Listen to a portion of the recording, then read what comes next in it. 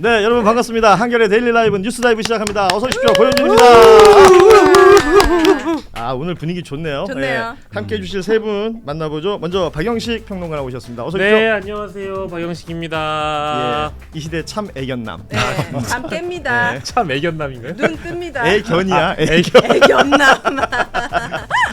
애견남. 본인 스스로가 애견남이라고 얘기하니까 네. 애견남의 특징은 뭐예요? 공감의 끝이죠. 공감의 누가 무슨 얘기를 하더라도 다 공감할 수 네. 있습니다. 박상용 공감 가능합니까? 뭐 그 사람도 네. 애견남. 그건 참 어렵다. 박상용 어렵네요. 예, 알겠습니다. 너무 거만했어요. 잠시 네. 뒤에 이야기 좀 네. 나눠보고요. 오윤혜 씨 함께합니다. 어서 오십시오. 네, 반갑습니다. 은혜입니다. 네. 자, 그리고 스스로도 자칭 타칭 테토남. 예. 맞습니다. 양지열 변호사 오늘 함께합니다. 어서 오십시오.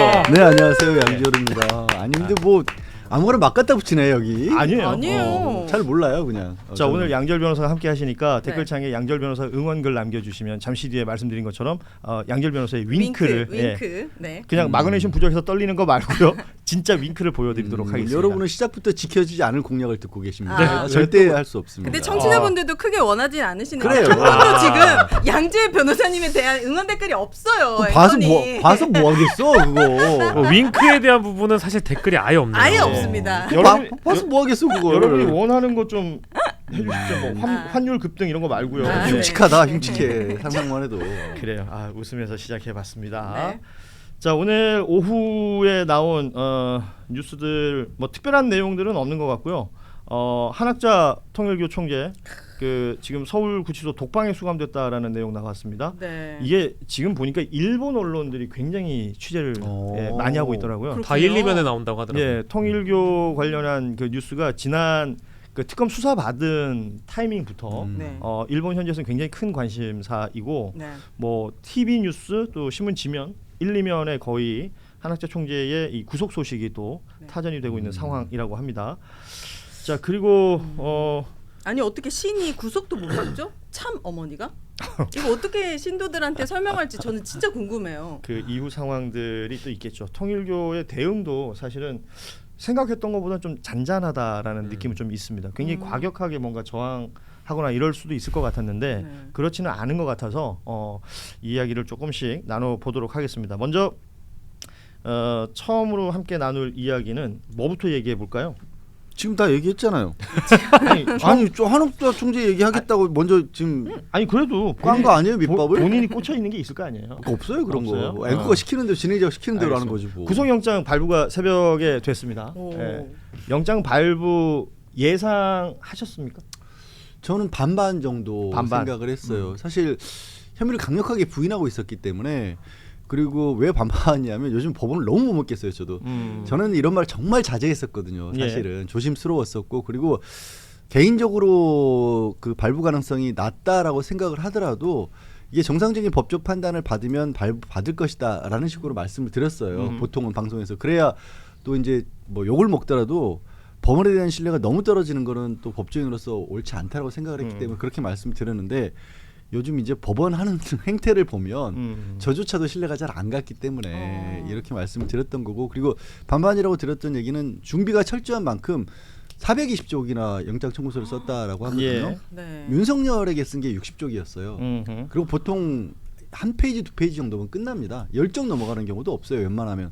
그 얘기는 그만큼 준비를 철저히 했다는 얘기는 그만큼 특검도 굉장히 고민을 많이 했다라는 얘기이기 때문에 법적으로 봤었을 때도 쉬운 일은 아니었다라고 생각해서 저는 반반이라고 말씀드린 저는 겁니다. 민중기 특검을 그래서 진짜 더 응원하게 된 것 같아요. 뭔가 진짜 꼼꼼하고 지금까지 구속영장 청구했을 때 대부분 다 받아들여줬잖아요. 근데 이 한 총재 같은 경우에는 사실 통일교라는 엄청 거대한 이 종교를 정면으로 칼날을 이렇게 휘두른다는 게 거의 대한민국 역사상 처음 있는 일이라서 통일교회는 네, 예. 이게 가능할까 저도 솔직히 좀 걱정했었거든요. 근데 저거 자체가 되게 희한한 거 아니에요? 그렇죠. 그러니까 저도 똑같은 생각을 비슷한 생각도 많은 분들이 네. 하셨는데 사실은 비단 통일교뿐만 아니라 종교 자체에 대한 그러니까 얘기가 될 수도 있어요. 예. 저는 이 시점에 제일 좀 의미 있는 거는 그런 인식을 깨게 만드는 그런 첫 번째 사례가 됐으면 좋겠어요. 왜 종교단체에서 무슨 일이 있으면 수사 안 하고 왜 거기에 총재는 아니면 뭐 메시아가 됐든 독생녀가 됐든 아니 사법을 피해가는 건 아니잖아요. 그렇죠. 네. 근데 그럼에도 불구하고 저는 이제 뭐 굉장히 이제 그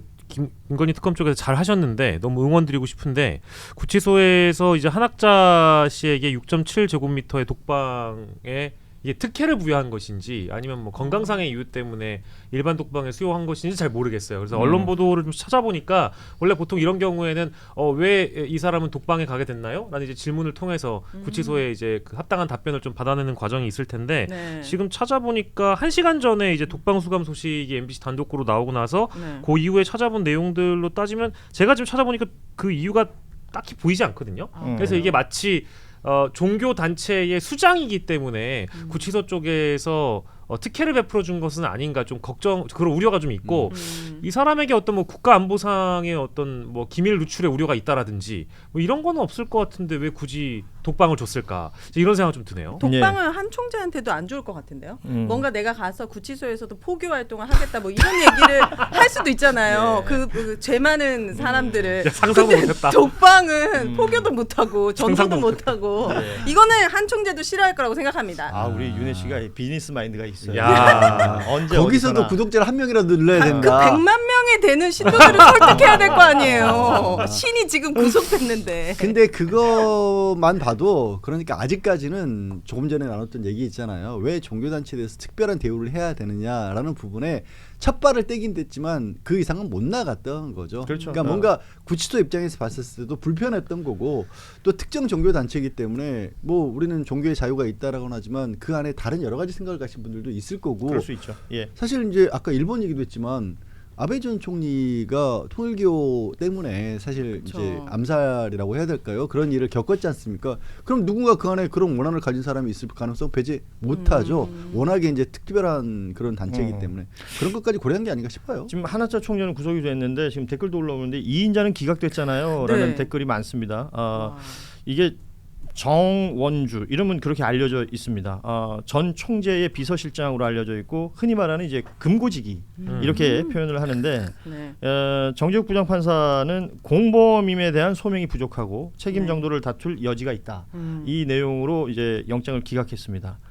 이게 결국은 한학자 총재 구속은 이게 뭐 4가지 혐의가 정치자금법부터 여러 가지 있습니다만 2인자까지 함께 뭐 공범 사실관계를 확인하는 건 쉽지가 않았던 것 같아요. 그러니까 2인자라고 우리가 얘기를 하고는 있지만 실제로 2인자인지 그러니까 통일교 내의 위상이라든가 아니면 통일교에서 외부의 결정 그러니까 지금 다른 건 아니라 구속된 사연을 놓고 본다라면 권성동이라는 인물에 대해서 이렇게 뭐 뇌물론 아직 안 됐지만 그 금품을 제공을 하면서까지 그들의 목적을 바깥으로 달성을 해가는데 결정권을 가지고 있는 인물이냐라는 걸 봤었을 때 그걸 잘 모르겠다라고 법원에서는 본 거예요. 그렇군요. 그러니까 단순하게 그냥 돈을 뭐 이 챙겨가지고 저 한학자 총재에게 건네주고 아니면 준비를 했다 이거는 그냥 심부름권 정도밖에 안 되거든요. 그렇게 볼 수도 그러니까 있다. 그게 진짜로 방조범이라든가 아니면 공범이 되려면 이 행위가 통일교가 앞으로 뭐 윤석열 정권이 들어선 다음에 우리의 사업을 펼쳐나가는 데 있어서 도움이 되는 거다 아니면 그쪽으로 가야겠다라는 생각을 같이 했다라면 공범이 되는 건데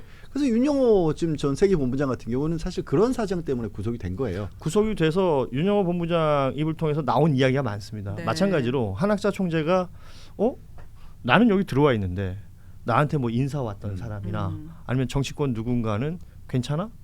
이게 국민의힘의 운명이 한학자 총재 입에 달렸다 이런 얘기들도 나오고 있습니다. 아시는 것처럼 특검 수사 과정에서 압수수색을 통해서 12만 명의 통일교 신도가 국민의힘에 집단적으로 입당을 했다라는 사실관계는 확인이 되고 있는 상황이고요. 특히나 2023년 3월 8일 이 3.8 전당대회 개입 여부를 특검에서 중점적으로 살핀다라는 건데 실제 당시에 정진석 비대위원장 시절인데요. 그때 이제 당원 100% 룰을 만들기 위한 여러 가지 빌드업 과정들 중에 이런 말을 한 바가 있습니다.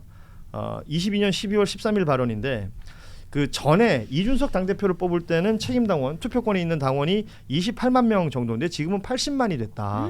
거의 3배가 늘었다. 이런 얘기를 직접 한 바가 있기 때문에 실제로 당원이 이렇게 갑작스럽게 늘었고요.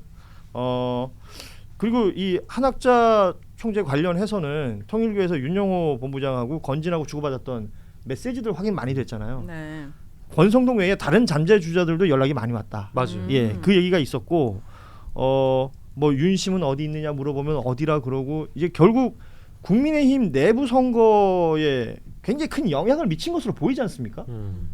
그렇죠. 그래서 그렇게 그 막판에 대통령 후보 바꾸려고 우리 덕수 씨도 새벽 막 2시 반에 부지런히 움직이셨잖아요. 그게 뭔가 믿는 곳이 있었기 때문에. 왜 우리 어지간히 덕수씨라고 친한가 봐요. 아니, 그 어지간히 친한가 봐요.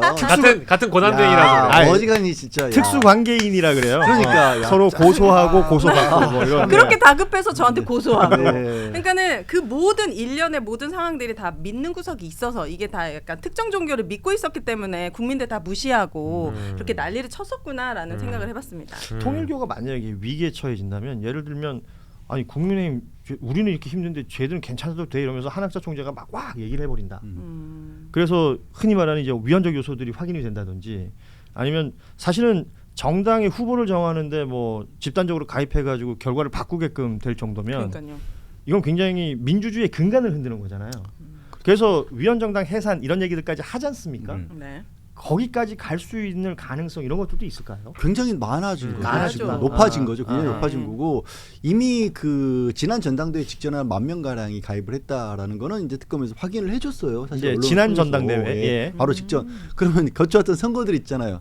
그 전에 대선도 있고 대선 경선도 있었고 지방선거도 있었고 실제 저희가 자료를 준비한 게 있는데 네. 보시면 당시에 대선 같은 경우에는 이제 경선을 통해서 대선 후보를 정할 때 뭐 아시다시피 결과는 윤석열 후보가 됐습니다만 그 홍준표 후보와의 합산했던 표 차이, 그러니까 선거인단의 표 차이를 보면 8만여 표 정도 됩니다. 네. 만약에 저게 이제 통일교 신도들이 뭐 집단적으로 네. 움직인다든지 했으면 결과가 바뀔 수도 있었을 것이고 그렇네. 그 김기현 당대표가 선출될 때 그때는 이제 안철수 의원하고 경쟁을 했었는데 표차는 한 13만 표 정도 되거든요. 그러니까 뭔가 결과를 바꿀 수 있을 정도의 영향력이었다는 거예요. 그렇죠. 초기에 통일교만 있는 건 아니죠. 통일교가 신천지까지. 수사선상에 많이 올랐을 지금 먼저 올랐을 뿐이지 예. 신천지도 있었던 걸로 지금 얘기가 나왔었고 음흠. 그리고 이제 특정 기독교 일부도 들어간 걸로 보면 그러면 그 세 개의 어떤 종교 단체들이 이 국민의힘의 주요한 정치적 결정을 다 했다라고 볼 수 그러니까요. 있는 거예요. 그리고 이건 참 어처구니가 없는 일인데 서로 이단이라고 부르고 서로 종교적으로 배타하는 것 같지만 그들끼리는 공동 목적을 위해서 같이 움직이고 있었던 거야. 황당한 상황이죠. 그래서 의심컨대 저렇게 집단으로 가입한 사람들이라면 반드시 투표를 했을 것이고, 그렇죠. 예, 반드시 투표를 했다는 건 그 투표에 포함이 되는 숫자이기 때문에 허수가 아니라는 거예요. 그렇죠. 그러니까 지금 말씀하신 것처럼 결과를 충분히 바꿀 수 있을 정도의 이 몰표가 가능하다라는 건데 네. 이게 통일교 내부적인 어떤 문건들 나오는 걸 최근에 이제 JTBC가 보도하는 경우들이 많지 않습니까? 그 22년 3월 10일 대선 다음 날입니다. 한학자 총재한테 그 통일교의 지구장이라고 있대요. 그 지역별로 예. 지구장들이 그 참 부모님 서신 보고라는 걸 했다고 합니다. 여기 보면 20만 축복, 조직의 힘이 얼마나 중요한지 대선 결과 0.8% 차이를 보며 깨우칩니다. 와. 참 어머님의 진두지휘해 주셨기에 하늘이 축복해서 축복한 후보가 당선됐습니다. 최고 지도자를 선택할 수 있는 내비게이션이 되어 주셔서 감사합니다. 그게 제일 웃겨요. 내비게이션. 아시다시피 신이 왜 내비게이션이 필요한 거야 진짜. 아시다시피 당시에 0.73% 차이, 24만 표 정도의 차이로 윤석열 당시 대통령이 당선이 됐었는데 지금 지구장들이 얘기한 거 보면 마치 한학자 총재가 윤이다. 예. 윤을 찍어라 네. 라고 말한 것처럼 보이잖아요. 그렇죠. 네. 예. 아니 그 전에 나온 부분도 있잖아요. 한학자 총재가 했다는 얘기가. 그러면 난 보수다 이번에 아니 대해서는. 나의 가르침을 받은 사람이 대통령이 된다. 돼야 한다라고 했고 권성동이 직접적으로 2번 정도 왔었고 당선 이후에는 뭐 윤영호 본부장이지만 인수위 시절에 윤석열을 만나기도 독대도 했다라고 했죠. 하니까 그럼 간접적이나마 통일교 입장에서는 그리고 한학자 총재가 직접 저는 모든 것을 일일이 다 뭐 윤석열이다 이렇게 했다고 생각하진 않아요. 사실 2012년도에 문선명 총재가 사망하기 전까지 그때 뒷자리에 있었던 사람인 거고 그 자리에 올라간 게 그 위치에 있었기 때문에 지금 총재 자리에 오른 거지 본인이 직접 개척한 그럼요. 그런 네. 교단은 아니거든요. 문선명의 그러니까 부인이라는 위치가 있었으니까 네. 그런 거죠. 그러니까 어떻게 보면 밑에서 상당 부분 보고를 받고 허락하는 정도였던 거지 누가 일일이 찍고 그런 거 안 했을 거예요 아마. 하지만 책임을 지는 건 맞는 거고. 아시는 분은 아시겠지만 우리 양절 변호사 전직이 기자잖아요. 기자 네. 시절에 종교 기자를 잠시 했었습니다. 아주 잠깐 했었는데 네. 공교롭게도 그때 문선명 내외와 함께 미국 출장을 갔던 적도 있었어요. 와. 왜요? 내부자입니까? 우와. 지금 뭔 소리야? 발견 주세요. 그때 2009 2019년이었나? 그때 일주일 열흘 가까이를 막 그때 워싱턴에서 10만 쌍 공동 결혼할 때 그때 갔었어요. 그래요. 뭐 달라요? 시는 그 부분은 막 달라요? 먹는 것도 다르고 막 달라요? 빛이 납니까? 근데 10만 쌍 공동 결혼식을 취재하러 가신 거예요? 네. 와, 뭐 결혼하러 신기하다. 가셨겠습니까? 그러면 아 그때 참가했던 신랑은 아니고요. 그때는 저는 기자였어요. 저 총각이었습니다. 청년이었습니다. 혹시 그럼 좀 꿈꾸셨나요? 나의 반쪽을 만날 수도 있겠다. 그런 권유도 안 받았어요. 예. 저희. 아, 네. 죄송합니다. 다시 뉴스로 그런 돌아와서요. 진기한 풍경이 있는 것을 취재하러 갔다 오셨다는 거죠? 진기한 풍경은 그때 당시에는 각 언론사에 통일교 쪽에서 초청을 했어요. 아. 그리고 그때 막 지금 공식 명칭은 통일교가 아니라 세계평화가정연합이에요. 가정연합, 예. 그래서 통일교에서 세계평화가정연합으로 바꾸고 네. 교세를 특정 종교의 색깔을 좀 벗어나면서 오히려 정치적으로 사회적으로 영향력을 키우려 하던 시점이었어요. 진짜 처음 보는 사람 그 결혼하는 날 처음 보는 거예요? 그 그건 부부가? 아니고 그 아니죠? 매칭은 이전에 해줬는데 네. 매칭을 처음 본 사람들끼리 해주는 건 맞아요. 예. 바꿀 수도 그러니까 없고. 이게 네. 총 3번의 기회를 주는 걸로 제가 알고 아 그래요? 있어요. 다행이네. 잠깐만 이야기가 지금 아 너무 산으로 아, 맞아. 되게 네. 흥미로워. 다 네, 다른 그리고 이제 쪽으로 아, 근데 하는데. 진짜 통일교의 궁금해하시는 그 결혼- 분들 많긴 해요. 네, 네, 네. 네, 아, 네. 세 번은 기회를 주는 저 그 내용은 되게 많이 알고 있어요. 워낙에 이제 그 결혼의 뭐랄까 비율이 많이 떨어지다 보니까 네. 이제 그 통일교를 찾아가시는 뭐 좀 나이 많으신 분들도 아. 일부 있다라고 저는 뭐 들었는데 그럴 수 중요한 건 그런 문제가 아니라 이제 정리를 하자면 네. 따로 연락을 주세요. 제 개인적으로. 이 JTBC 보도로 드러난 가장 그 핵심이라는 거 제가 주제를 돌리려고 하고 있어요. 네. JTBC 보도에 드러난 핵심이라는 것은 결국에 이제 특검이 포인트를 맞추고 있었던 게 2023년의 전당대회와 네. 2024년 총선 이 사이의 기간에 국민의힘 이 정당 내부에서 통일교의 입김이 어떻게까지 작용했는지에 대한 부분을 포인트로 맞추고 수사를 했는데 어제 나왔던 보도는 결국에는 2022년 대선 경선까지 통일교로 하여금 이 국민의힘이라는 정당 자체가 오염될 가능성이 높다라는 것이고 아까 말씀 주신 대로 플러스 알파로 만약에 신천지 의혹도 뭐 노컷뉴스 취재라든지 여러 이제 언론사들을 통해서 이미 나온 바가 있거든요. 그러면 통일교를 통하는 기본적인 루트는 권성동이라는 인물이나 윤영호를 통해서 했다라고 한다면 우리가 신천지는 또 어떤 의원이나 어떤 정치인이 루트를 뚫어서 신천지의 이 가입자들을 받아줬을 것이냐. 그래서 이거 합산을 해보면은 수십만 표가 이 정당 민주주의를 유린하고 훼손하고 있었고 더 나아가서는 우리 국가의 민주주의를 더럽히고 있었다라고 한다면 뭐 위헌정당 심판 청구 당연히 해야 될 거라고 저도 보고요. 네. 꼭 그게 아니더라고 하더라도 김건희 특검 수사를 통해서 뭐 정당법 위반이라든지 이런 것들이 드러난다고 한다면 뭐 기존에 있었던 국가 보조금이라든지 이런 것들은 다 이제 반납을 해야 될 거고 국민의힘이라는 정당 자체의 존립 기반이 이제 뿌리째 흔들리는 것이다. 지금 장외투쟁에서 이재명 독재 외칠 때가 아닌 것 같아요. 네. 지금 말씀해주신 게 굉장히 중요한 내용이에요. 그러니까 대선의 정당성이 흔들릴 수도 있다. 그럼요. 특검의 수사에 따라서 그렇게 되면 뭐 실질적으로 들어가 보자면 그 국고보조금 같은 거 400억이 넘는 네. 돈이에요. 토해내야죠. 예, 이런 것들을 반환하게 된다든지 하면 지금 그 정당이 유지될 수 있겠느냐. 힘들겠죠. 사실 이제 예. 법적으로 우리가 명확하게 그냥 상식적으로 봤을 때 그럴 것으로 가능성이 높은 걸로 보이지만 음흠. 법적으로 입증을 해내는 건 다른 문제거든요. 예. 그러니까 그들이 들어와서 영향력을 행사를 했기 때문에 그게 인과관계에 따라서 정확하게 몇만이 더 나왔다는 입증은 굉장히 어려워요. 그래서 그것까지는 아직 좀 갈 길이 멀긴 한데 네. 가까운 부분은 그러니까 그거는 과거의 대선에 관해서 얘기를 하는 거지만 지금 벌어지고 있는 일들에 관해서는 직접적으로 헌법과 법률을 위반했다면 위헌정당이라고 말할 수가 있는 건데 저는 이 명단을 입수하는 과정에서 국민의힘에서 다 압수수색을 거부했었고 결국 데이터베이스 센터에 가서 이거를 명단을 입수를 한 거잖아요. 그걸 가지고 대조 작업을 했는데 그거를 거부하고 나섰을 때 저는 뭐 제 얘기를 들을 일 없죠. 국민의힘에서 들을 일도 없지만 그리고 상식적으로 기대하지도 않지만 그런 얘기를 좀 했었어요. 국민의힘이 정상적인 정당으로 가려면 선제적으로 우리 안에 그런 사람들이 문제가 있다라면 먼저 그러면 지금 당신들이 가지고 있는 명단을 좀 줘봐라. 통일교 명단을 좀 줘봐라. 우리가 그렇게 걸러봐가지고 문제가 있으면 자발적으로 정리한 다음에 그걸 오히려 고발을 의뢰를 하겠다. 왜냐하면 우리 국민의힘에 지금 전당대회라고 하는 공식적인 행사를 다 방해한 거다. 이거 정당법 위반이거든요. 그런 일들을 우리가 뭐 있어서는 안 되기 때문에라고 먼저 나온다라면 오히려 국민의힘이 정당성을 찾을 수 있을 것이다라는 얘기를 했었는데 왜 안 그랬을까를 찾아보면 물론 다시 한번 말씀드리면 국민의힘이 지금 정상적으로 움직이고 있지는 않지만 네. 그런 식으로 문제를 해결하기에는 너무 많았던 거예요.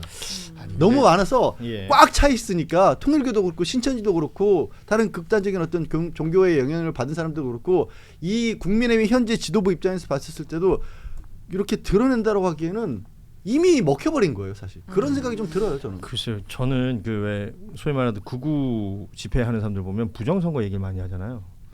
이런 게 부정선거 아니에요? 그럼요. 전형적인. 어. 네. 만약에 벌어진 일이라면 그럼요. 그 부정선거 주장하는 사람들은 뭐 다른 뭐 시스템적인 거 얘기하고 막 전자기술적인 거 얘기를 막 하는 것 같은데 네. 그런 게 아니라 이런 게 말하자면 부정선거고 이게 사실관계가 확인이 된다면 그냥 근간을 흔들어 버리는 거기 때문에 강력한 처벌이 필요하다. 그리고 그 정당의 어떤 존재 자체에도 위협이 될 수밖에 없는 구조. 맞아요. 이런 것들을 우리 국민들이 저는 이렇게 한번 봐버렸기 때문에 다음에 어떤 후보가 정해진다든지 뭐 안에서 이제 당 대표가 정해지는 과정 속에서 이 불신의 싹이 틀 거 아니에요. 이거 너무 좋은 포인트인 것 같아요. 네. 너무 잘하셨는데요. 네. 이게 진짜 부정선거지. 너무 진짜 너무 진짜- 갑자기 깨달았어요. 칭찬받으니까 좋네. 진짜 자기네들이 부정선거 다 하고 부정선거를 외치네. 먼 눈에 뭐만 보인다고. 근데 그- 참 슬픈 건 뭐냐면 그 사람들은 이게 지금 트럼프가 미국에서 외치고 있는 것과 똑같은데 선악의 구도를 만들어 놓고 자신들은 절대 선이기 때문에 악을 물리치기 위한 투쟁 과정에서 벌어진 일로 자기들은 잘못이라고 생각 안 해요. 그럼 처벌하면 됩니다. 네, 그러면 맞아요. 감옥 가면 이제 반성하겠죠. 네.